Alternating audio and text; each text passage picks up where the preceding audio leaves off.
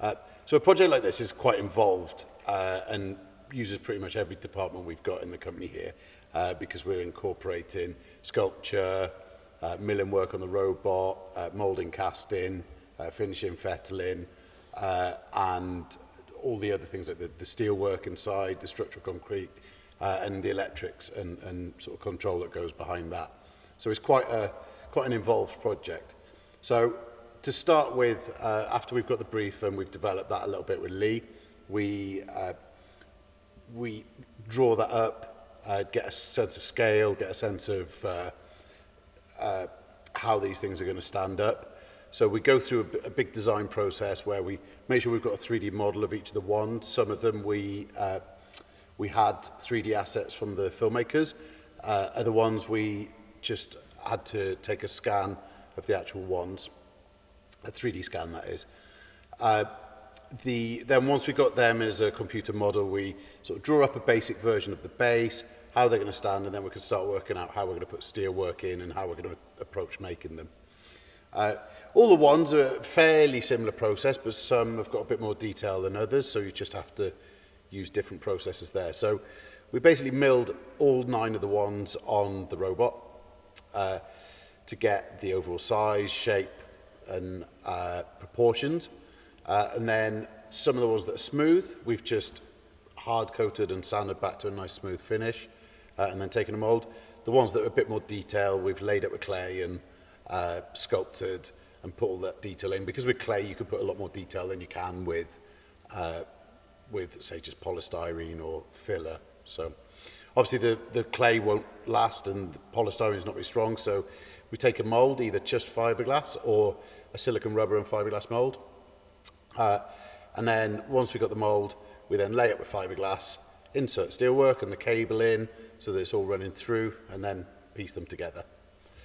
Once we've got them all pieced together, the joints need fettling and just finishing off and making it look really nice. You know, anything that's not gone quite right in the mould, we can rectify at that point. And then we paint them up and make them look wonderful. Alongside all of the wands happening, there's the bases. So the bases we've sculpted in clay. Used quite a lot of CNC template formers so that we know we've got the dimensions right. But again, we're taking a mould and we're going to actually cast those out of concrete so that they can act as the base that they stand on and the base for the ballast to hold them upright, stop any wind blowing them over, etc. Because obviously at 5 meters they're quite tall.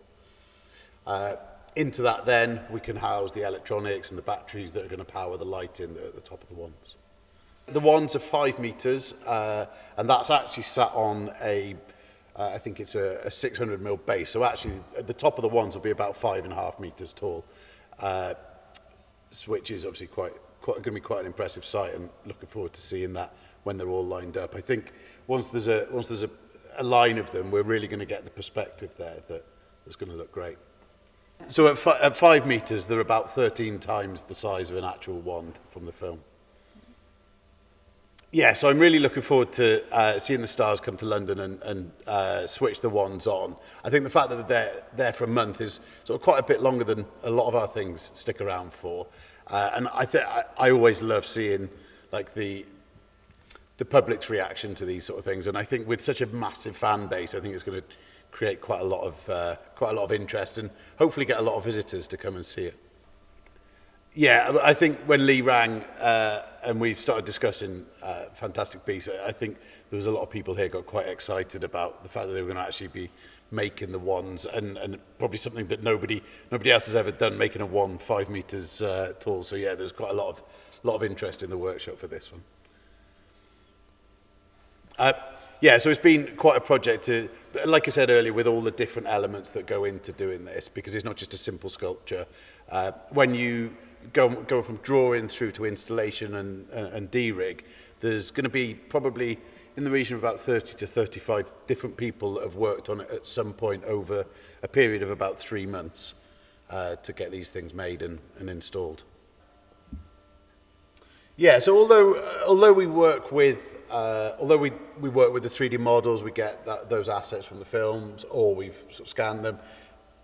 With what we do, we mill it on the robot, we draw it on the computer, but actually 85% of the work, 90% of the work is still very handmade and very labor intensive, just to get that real finish, especially because they're in essence, they are still one-off, so it doesn't warrant to go to the full extremes that you would if you were mass producing something. So it's really, yeah, there's a lot of handmade elements to this. Also, I think we're quite big believers in you can get a really nice finish by hand that you can sort of feel and make sure that looks appropriate, that perhaps computers can't quite get yet. So what did I say?